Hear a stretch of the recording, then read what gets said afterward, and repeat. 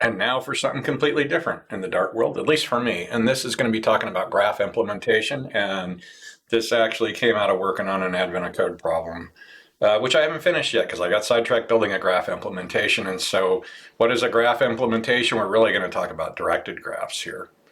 So let me find this.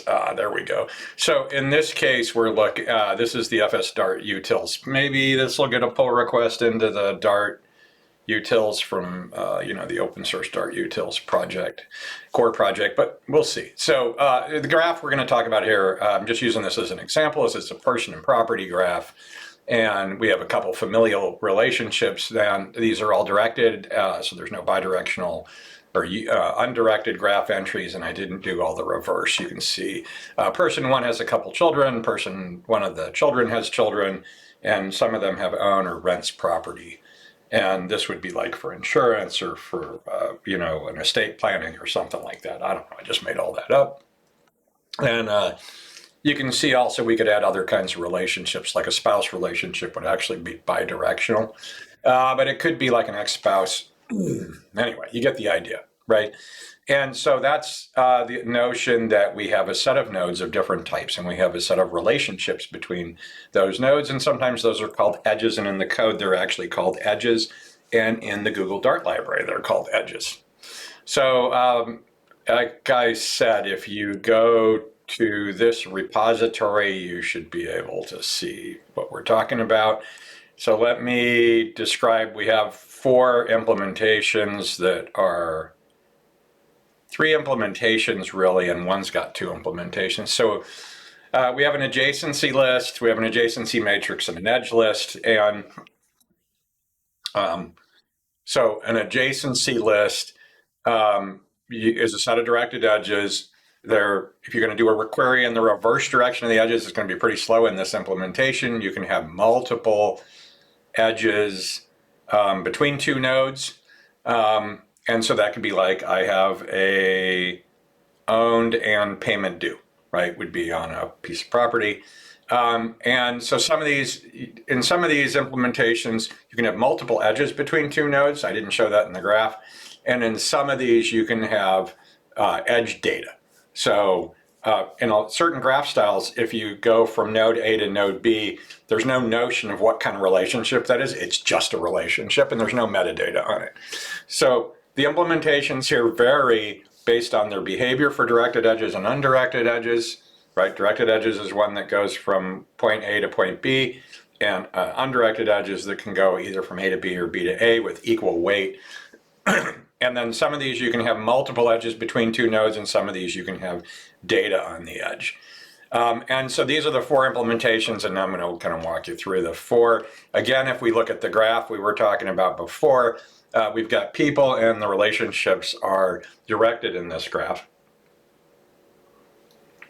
And the algorithms in the Dart library are all directed too. Okay, so it turns out in an edge list, what you've got is you've got 2 nodes. For each relationship, you'll have a data structure that has the from and the to and the type of relationship. So in this case, from person 1 to person 2, we have a child relationship. From person 1 to person 3, we have a child relationship. From person 1 to property 1, we have an owned relationship. So person 1 had 3 relationships, 3 edges coming off of it, and so we end up with 3 elements in the edge list. And you can see all of this implementation's got advantages and disadvantages. It's obviously directed, but it's kind of cool. And actually, in the implementation, I think I actually built forward and backward maps, so the forward and backward might actually be the same speed.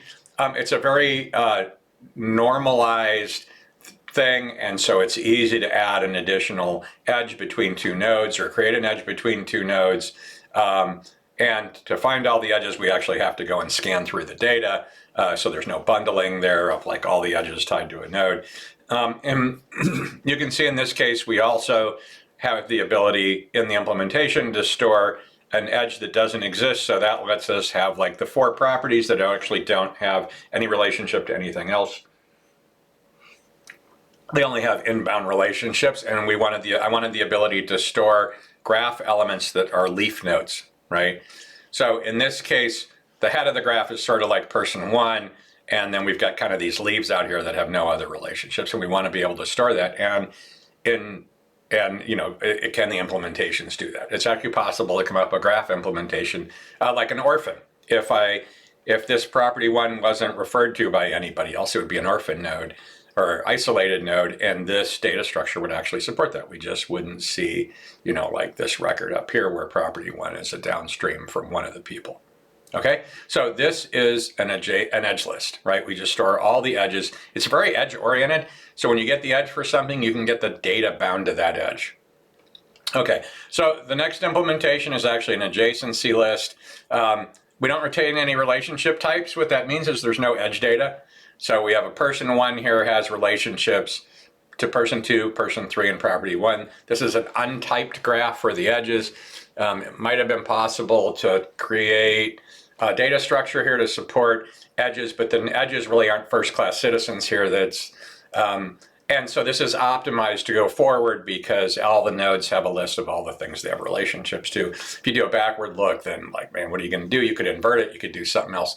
So in this case, we have not as many records as in the edge list. We have one record for each entity, each node in the graph, and the 4 nodes, properties that don't have relationships outbound to anything else. And so in the library, you can actually ask for all the downstream edges, and you can ask for all the edges on either side of something.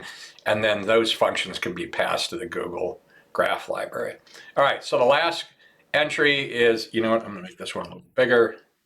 We should have made them all bigger. You know what, great. All right, so in this one, it's a matrix, and on the left side, we have the from relationship, and across the top, we have a to. And so they're color-coded here. So person one has child relationships to person two and person three, and they have a own relationship to property one. This is really cool. Backward and forward looking is super easy if you wanted to do that, but you could make it directional as a from and a to. The implementation I did only supports one edge per combination, so that's a bummer. I'm thinking of making it a set like the other ones. And you'll notice here that the 4 properties have no outbound relationships to anybody. It's the people that have relationships to other people and to the property. So that's the adjacency matrix that's implemented in this, and there's some more description in this. So I hope that's interesting to you. Occasionally we end up with a graph problem, and the Dart library from Google and their Dart tools is really pretty cool. But in my case, I needed some graph. And it works against anything. They don't have to have graph objects. In my case, though, I actually needed graphs for some things I was working on. So I created these. If you want to fix them, do a pull request. If you want to give a comment, do that too. Have a great day.